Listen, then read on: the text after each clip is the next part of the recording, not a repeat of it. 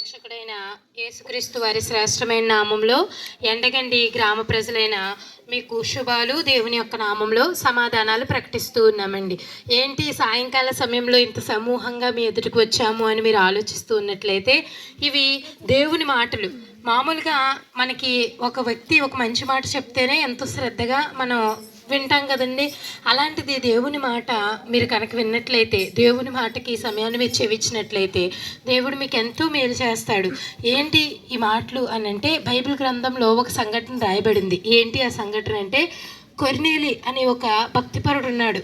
అతను ఎక్కడ నివసిస్తూ ఉండేవాడు అని అంటే, ఇటలీ అనే ప్రాంతంలో ఆ యొక్క ఇటలీ యొక్క సైన్యంలో, ఇటలీ ప్రాంతంలోనే ఇటలీ యొక్క గవర్నమెంట్లో మంచి ఉన్నతమైన స్థితిలో ఉన్నవాడనమాట. ఇటలీ పటాలంలో అంటే ఇటలీ రాజ్యం యొక్క సైన్యంలో ఒక మంచి ఉన్నతమైన అధికారి.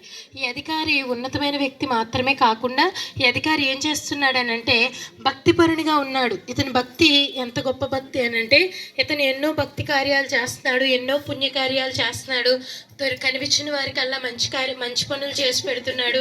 అంతేకాదు రోజుకి 3 సార్లు ప్రార్థన చేస్తున్నాడంట. ఏమని ప్రార్థన చేస్తున్నాడని అంటే, సృష్టికర్తమైన దేవ, నువ్వు ఉంటే నన్ను రక్షించు. ఇదిగో నేను మనిషిగా పుట్టాను కాబట్టి మనిషిగా నేను చేయవలసిన పనులన్నీ నేను చేస్తున్నాను, కాబట్టి నువ్వు నన్ను జ్ఞాపకం చేసుకో, ఎప్పుడు నీ జ్ఞాపకంలో నన్ను ఉంచుకో అని ఆ వ్యక్తి ప్రార్థన చేస్తూ ఉన్నాడు రోజు. అలాగే ఇంచుమించు ఒకరోజు మధ్యాహ్న కాలంలో ఇలాంటి సమయంలో అతను ప్రార్థన చేస్తూ ఉండగా దేవుని దగ్గర నుంచి ఒక దూత, ఆ ప్రత్యక్షమై దేవదూత ఏమని చెప్తున్నాడనంటే, ఇదిగో నీ పుణ్యకార్యాలు దేవుని సంధికి చేరాయి కాబట్టి దేవుడు నీకు ఒక మాట చెప్పమన్నాడు. ఏంటి ఆ మాట అనంటే, యొప్పే అనే ప్రాంతంలో దైవ సేవకుడు ఒకడున్నాడు. ఆ దైవ సేవకుడిని ఇంటికి పిలిపించుకుంటే ఆయన నీకు రక్షణ మార్గాన్ని బోధిస్తాడు అని చెప్తున్నారు. అదేంటి దేవుని దూతే చెప్పచ్చు కదా దేవుని మాట అనంటే, దేవుడు మనుషులకే ఆధిక్యత ఇచ్చాడండి. ఈ లోకంలో అందరూ అనుకుంటారు కదా, నిజంగా వీళ్ళ దేవుడు గొప్పవాడైతే ఆ దేవుడు అందరినీ ఒకసారి ఒక మాట అని చెప్పి మార్చేయచ్చు కదా, అందరికీ తను తాను దేవుడిగా అని తెలిపించుకోవచ్చు కదా అని అనుకుంటారు. కానీ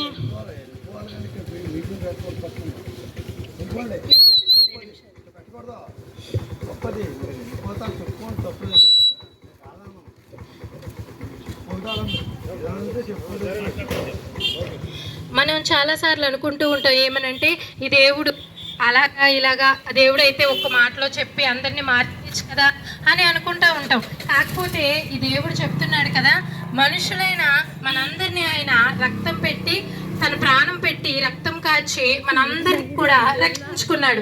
ఈ రక్షించుకున్న ఈ దేవుడు ఏమని చెప్తున్నాడు అని అంటే, సర్వ సృష్టికి వెళ్ళి సర్వ సృష్టికి సువార్త ప్రకటించుడి అని ఆయన చెప్పినప్పుడు ఆ మాట విని మేమందరము కూడా రక్షించబడి ఈ సువార్త మేము ప్రకటిస్తూ ఉన్నాము.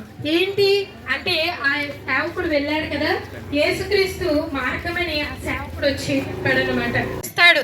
అవునండి, మనం ఎన్నోసార్లు అనుకుంటాం కదా, మన కొన్ని బాధల నుండి, ఈ సమస్యల నుండి ఎవరు విడిపిస్తారండి అని మనం అనుకుంటూ ఉంటాం కదా.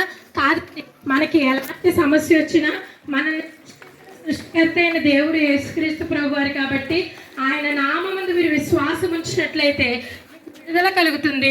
ఆయన నామమందు విశ్వాసం ఉంచినట్లయితే మీకు రక్షణ కలుగుతుంది.